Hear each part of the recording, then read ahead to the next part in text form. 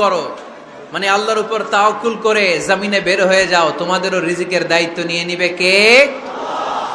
সকালবেলা প্রতিটা পাখি না খেয়ে বের হয়ে যায়। একটা পাখির পেটের ভেতরে কোনো দানা পানি নাই, কিন্তু আল্লাহর উপর তাওয়াক্কুল করে পাখিগুলো যখন বের হয়ে যায়, বিকেলবেলা পেট ভর্তি করে, ওদর ভর্তি করে, আবার পাখির নিরে পাখিগুলোরে ফিরিয়ে দেয় কে?